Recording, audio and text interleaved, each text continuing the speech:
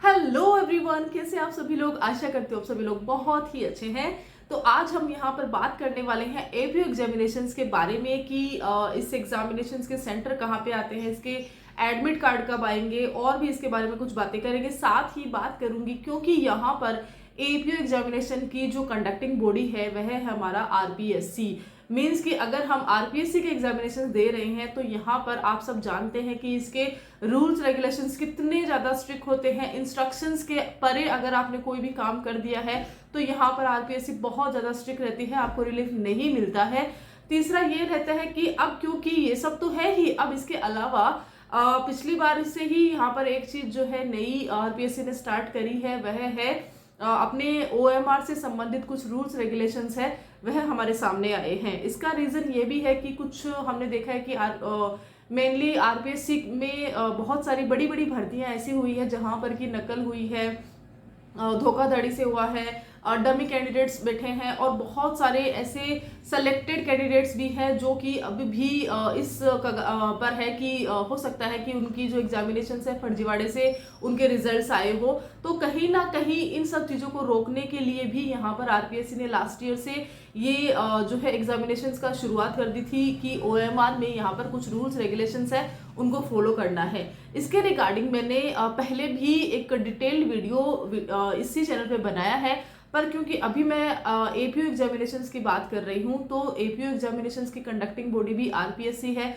तो जो कोई है जो कि भले ही हो सकता है कि आरपीएससी के एग्जामिनेशंस फर्स्ट टाइम दे रहे हैं उनके लिए भी काफ़ी इन्फॉर्मेटिव वीडियो रहेगा। दूसरा ये रहता है कि जैसे हम सिलेबस को रिवीजन करते हैं, रिवाइज करते हैं, क्योंकि हम भूल जाते हैं ना चीज़ों को, वैसे ही अगर यह जो वीडियो है अगर आपको ये रूल्स रेगुलेशंस है अगर वापस से रिवाइज हो जाते हैं, ध्यान में आ जाते हैं, तो आपके लिए भी इंफॉर्मेटिव रहेगा। जो कि आरपीएससी एग्जामिनेशन ऑलरेडी दे चुके हैं उनको भी यह चीज़ काफ़ी फायदेमंद रहेगी।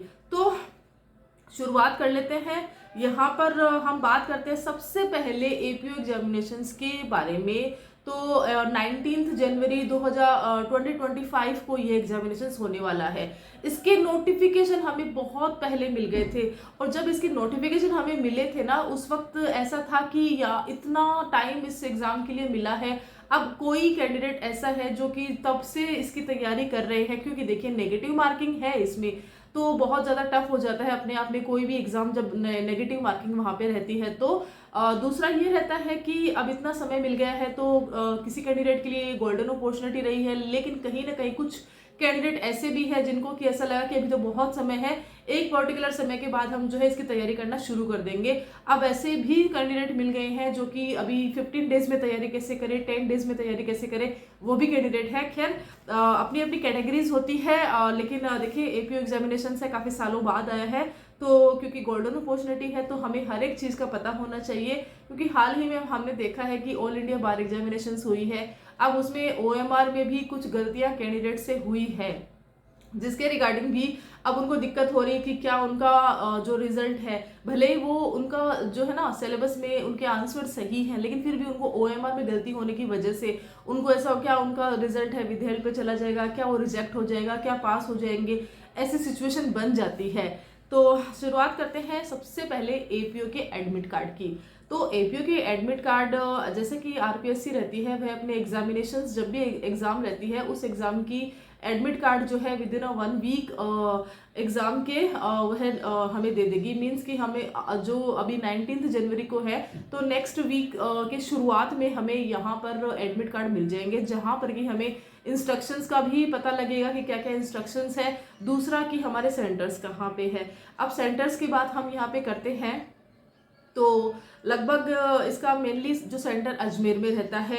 अब क्योंकि यहाँ पर नंबर ऑफ कैंडिडेट्स कितने ज़्यादा हैं, क्योंकि देखिए एपीयू एग्जामिनेशंस है, बड़ी एग्ज़ाम है, जुडिशरी के काफ़ी सारे कैंडिडेट हैं वो एग्ज़ाम को देते हैं। आरपीएससी के एग्ज़ाम है तो बाहर के स्टेट के कैंडिडेट्स भी यहाँ पर आएंगे, तो ऐसा तो है नहीं कि कुछ ही संख्या में यहाँ पे जो है ये एग्ज़ाम होगी। तो यहाँ पर बहुत सारे कैंडिडेट मिलने वाले हैं। तो जयपुर, जोधपुर और अजमेर 3 ऐसी हेडक्वार्टर्स है जहाँ पर कि एग्ज़ाम होने की पूरी संभावना है। लगभग तो जयपुर और अजमेर में ही एग्ज़ाम होगा, बाकी तो देखिए सेंटर आने आपके एडमिट कार्ड आने पर पता वैसे ही चल जाएगा। बात कर लेते हैं इंस्ट्रक्शंस की।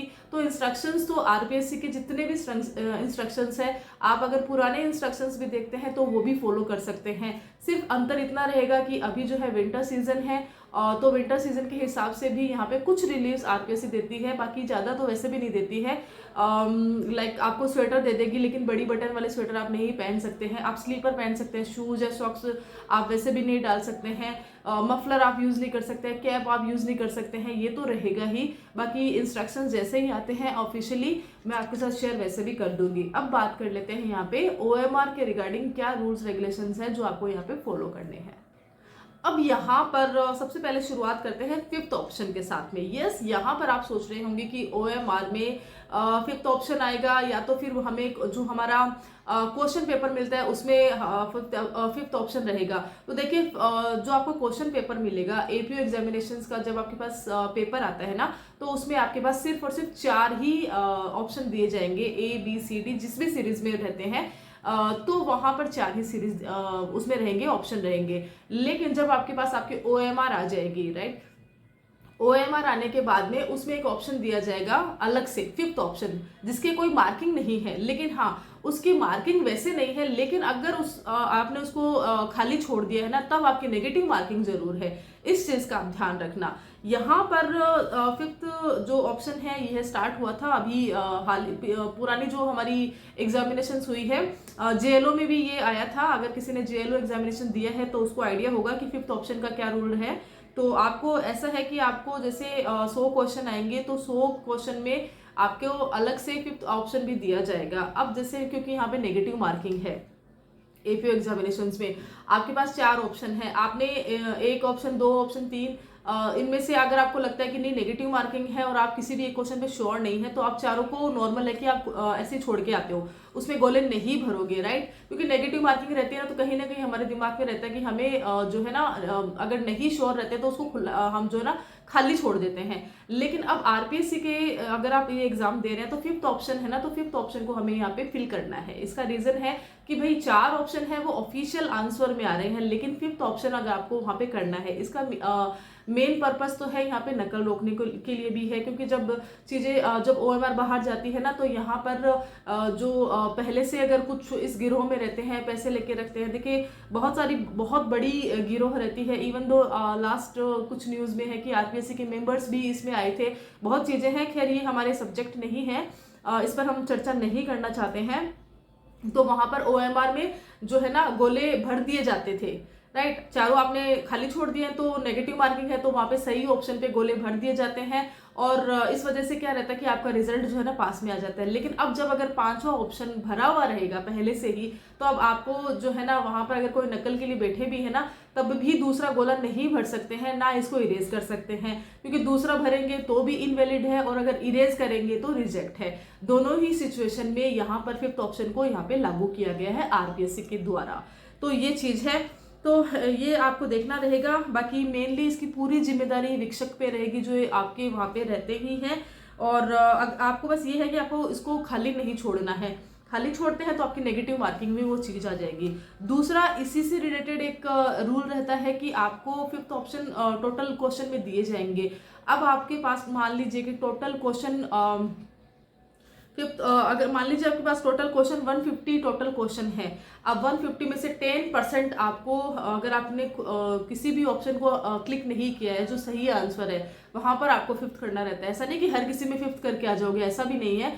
अगर 1 2 3 4 4 अगर आपको आ रहे हैं तो वहां पे फिफ्थ को मत छेड़िए, लेकिन अगर आपको कुछ नहीं आ रहा है ना, वहां पर आपको फिफ्थ फिल करना है। तो ये चीज का ध्यान रखना। ओएमआर है डबल कर दोगे तो यहाँ पर जो है ना इनवैलिड हो जाएंगे सारे ही आपके, तो ये भी आपको ध्यान में रखना है। दूसरा ये रहता है कि जो अगर 150 क्वेश्चन है तो वहां पर 10% आपको, अगर आपने खाली छोड़ दिए हैं, नेगेटिव मार्किंग है, मान लीजिए ओएपीयू के एग्जामिनेशन दे रहे हैं, नेगेटिव मार्किंग है, तो आपने 10% खाली छोड़ दिया है, पूरा ही खाली छोड़ दिया 10%। अब इसमें आपने फिफ्थ ऑप्शन भी नहीं फिल किया है, अब होगा क्या? इसमें ये रहता है कि मान लीजिए 15 क्वेश्चन, 150 में से 15 क्वेश्चन आपने खाली छोड़ दिया, कुछ भी नहीं फिल किया है, तो यहाँ पर इस कंडीशन में आपका ओएमआर रिजेक्ट हो जाएगा। मीन्स कि आप अयोग्य ही हो जाओगे, आपने वो एग्जाम दी ही नहीं, ऐसा मान लिया जाएगा।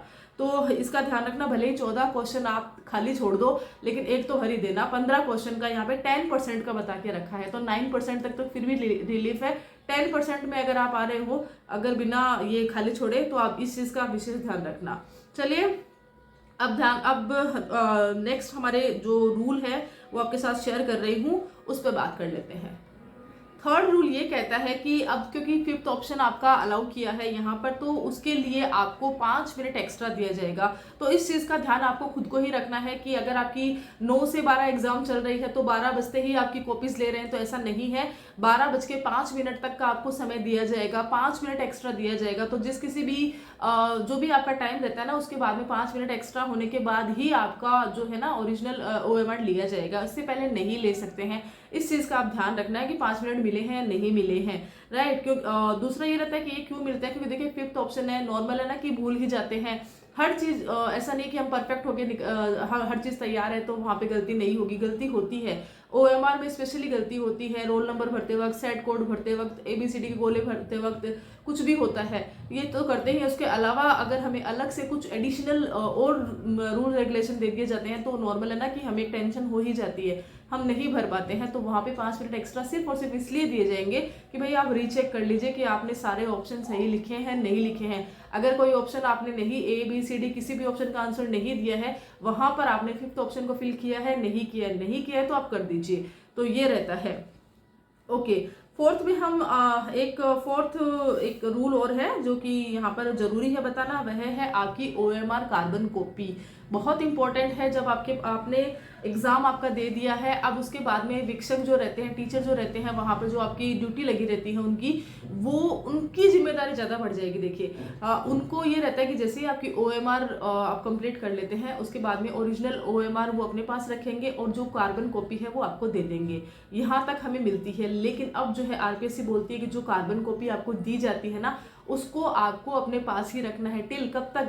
जब तक कि पूरी भर्ती प्रक्रिया कंप्लीट ना हो जाए। APO के एग्जाम आप देने जा रहे हैं, प्रीलिम्स की कार्बन कॉपी नॉर्मल आपको मिलेगी। अब यह प्रीलिम्स की कार्बन कॉपी आपको मेंस के लिए, बाद में इंटरव्यू के लिए, अगर इस बीच में कभी कोई चैलेंज आता है, कुछ भी आता है, तब तक आपको, जब तक कि भर्ती ना हो जाए, है ना, तब तक आपको यहाँ पर ये अपने पास रखनी है। क्योंकि जब डॉक्यूमेंट वेरिफिकेशन होंगे तो आपकी डॉक्यूमेंट ये जो है ना एज एन डॉक्यूमेंट आपसे मांगी जाएगी। अब ऐसा भी इसने इसका एक ये यूज़ बता दिया है। तो बाकी देखिए, वीडियोग्राफी होती है, फोटोग्राफी होती है, चीज़ें हैं, इंस्ट्रक्शंस है, बहुत सारी चीज़ें हैं। सारी चीज़ें मैं आप सभी के साथ शेयर करने वाली हूँ। होपफुली OMR से रिलेटेड RPSC के जो रूल्स रेगुलेशंस है, इसके रिगार्डिंग यह जो वीडियो है मैंने आप सभी के साथ शेयर किया है, आपको अच्छा लगा होगा।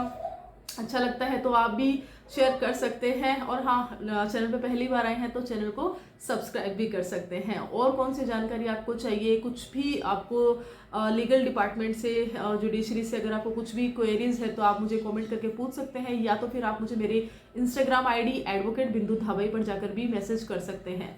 Till then, thank you so much.